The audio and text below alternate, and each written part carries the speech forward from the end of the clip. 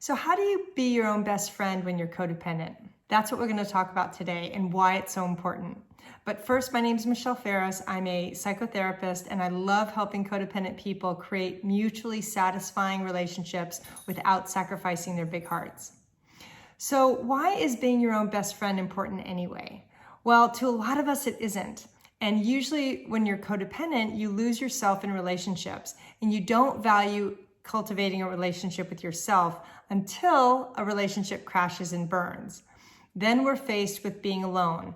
And if we don't know how to do that and we don't have a connection to ourselves that's healthy, we're going to find ourselves getting into a relationship that may or may not be healthy for us, because instead of being able to be alone and enjoy our own company, we're going to seek others out. I used people like Band-Aids in my life before I hit recovery, even during recovery, until I learned how not to do that. So what I want to do in this video today is show you 3 things you can do to cultivate a healthier relationship with yourself, okay? Because if you can do that, your relationships are going to be healthier in the long run.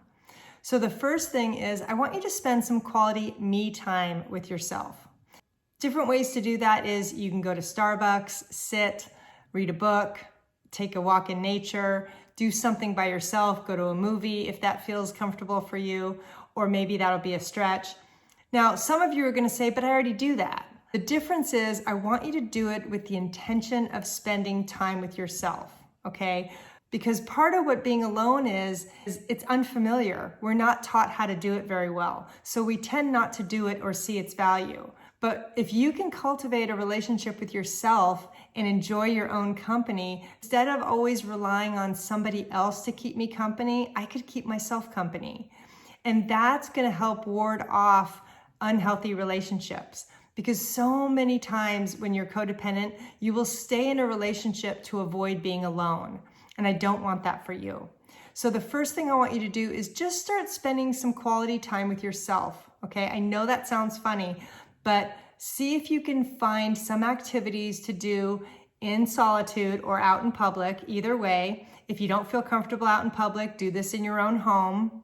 You can create a ritual where you're actually sitting and doing some writing or doing some reading or just sitting and doing nothing, being with yourself, okay? Because I guarantee other people enjoy your company. Now it's time for you to enjoy your own company. And I can't tell you how vital this is in codependency recovery.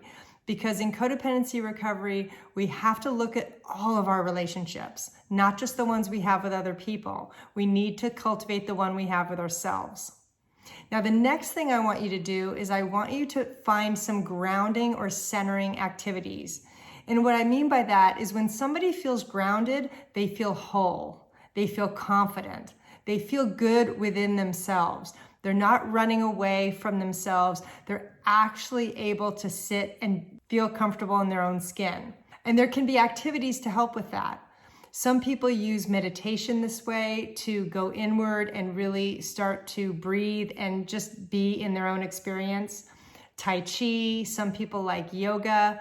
It can be anything, but I want you to think about what grounds you. What makes you feel good within yourself? Is it a walk in nature? Is it doing some journal writing? You know, what are those activities that you can do by yourself that make you feel grounded?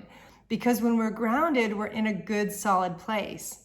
And that's what I want for you, is to be able to cultivate that feeling alone with your own company, not just feeling good with other people. Because as codependents, we tend to rely on others to make us happy, and that doesn't go over really well long term. Now, the third thing I want you to do is a little more challenging. I want you to start seeking out yourself more for support than other people, okay? So when you're having a bad day, when something isn't going well, instead of calling somebody right away, if you have that tendency, see if you can practice one of those self-soothing, grounding techniques. Because what's really cool when you cultivate a relationship with yourself is that you can actually attend to your own needs.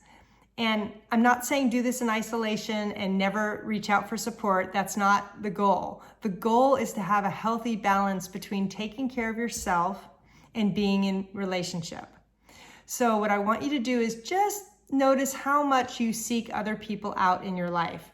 And see if you can pull back a little bit and instead spend maybe 20% of that time with yourself instead. Seeing if you can be kind to yourself.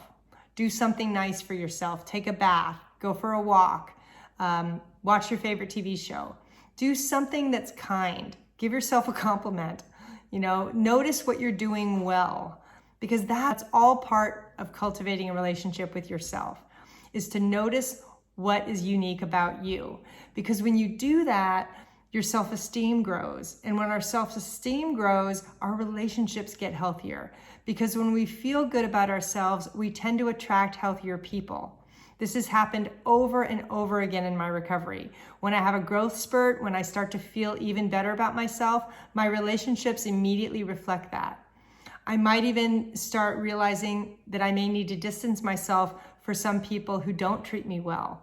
And that's part of growth too. And that's part of cultivating the relationship with yourself, is that you're gonna be less afraid to cut off relationships that don't work, or start distancing yourself from people that don't treat you well.